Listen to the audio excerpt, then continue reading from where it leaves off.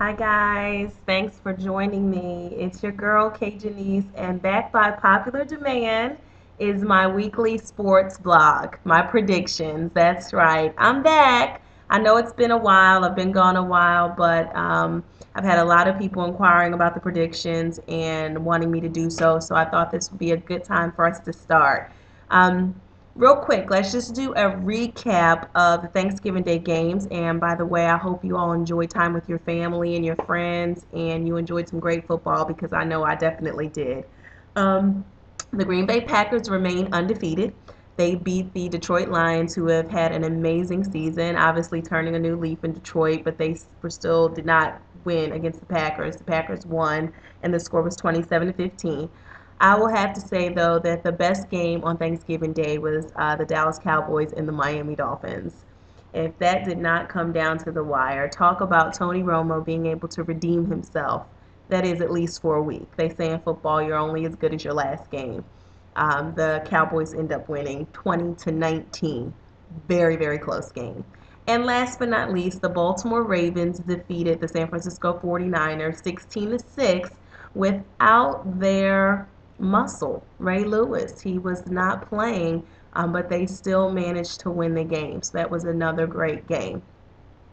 Now, what I'll be doing moving forward from now until obviously the Super Bowl is making predictions, my top five teams. So I can't do every single game.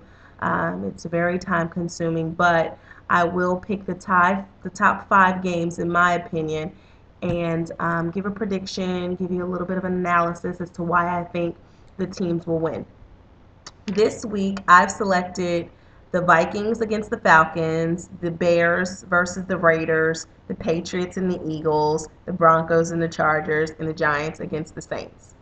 I'll begin with the Minnesota Vikings versus the Atlanta Falcons. If you all have been following the NFC playoff hunt, you know that this is a must win for the Falcons. The Falcons will lead their team against a 2-8 Minnesota Vikings team.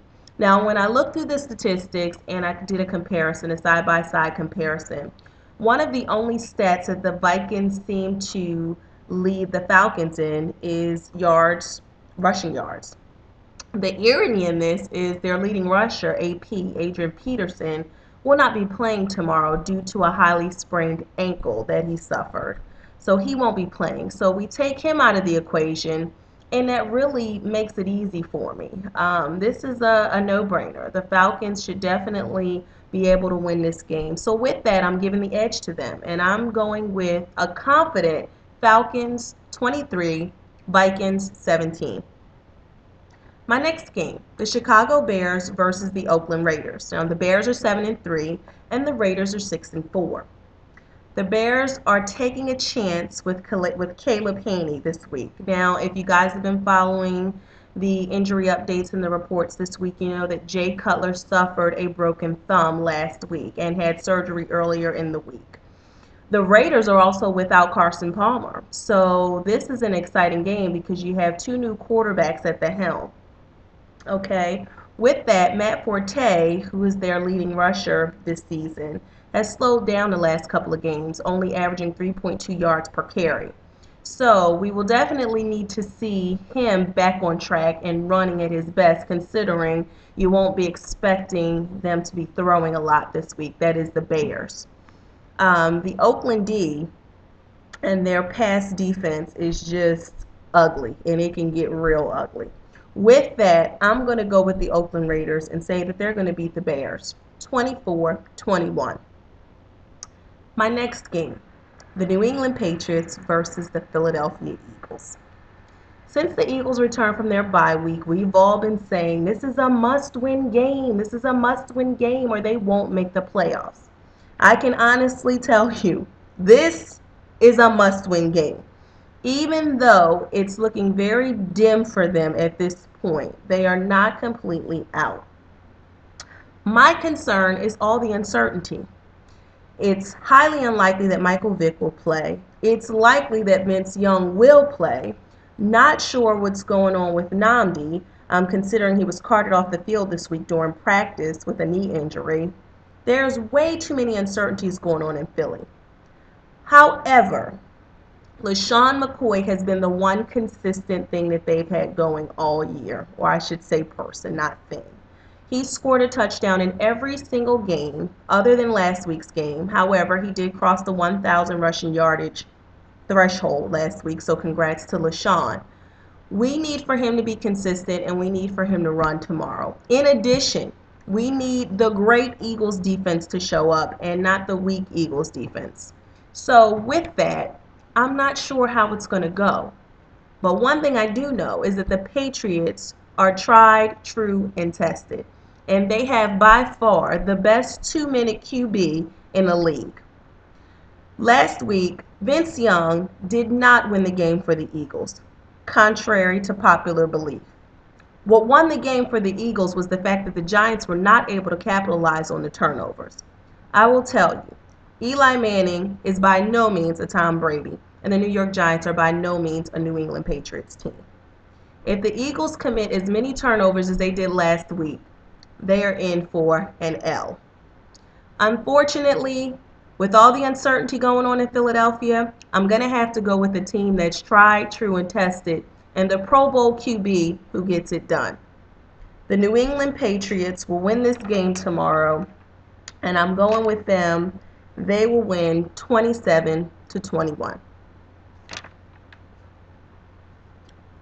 My next game, the Denver Broncos versus the San Diego Chargers. It comes from a higher power. We just don't know where it comes from, but it comes from a higher power. They've been saying it all season. You've got the Skip Baylesses of the world saying Tim Tebow just knows how to win football games, and they are riding a mile high in Denver. I don't know. It's not pretty. It doesn't look well orchestrated, but he somehow knows how to equate efforts into W's. On another note, the San Diego Chargers have been the dimmest lightning bolt I've seen all season. Phillip Rivers has not been playing the football we've known him to play in the past. They're looking very dismal on that end. With the belief and just knowing that Tebow is walking and running by faith, I'm going with the Denver Broncos to beat the San Diego Chargers 25-21. And my last game, the Monday night game, which looks to be a great game, the New York Giants versus the New Orleans Saints. The Giants are 6-4 and the Saints are 7-3. This is a great Monday matchup. The Saints are on a roll, and the Giants need to win a game. They hopefully do not want to fall into a 3-game losing slump.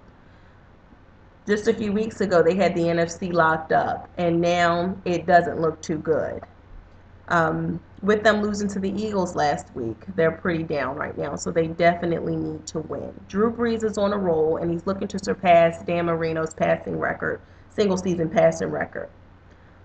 With that having been said, I just feel more comfortable going with the Saints. I'm going to give them the slight edge and say that they'll win 24-17. Now, to all my NBA fans, you must be happy. Merry Christmas to you. The games will be back on December 25th, so the lockout is over. Stay tuned next week.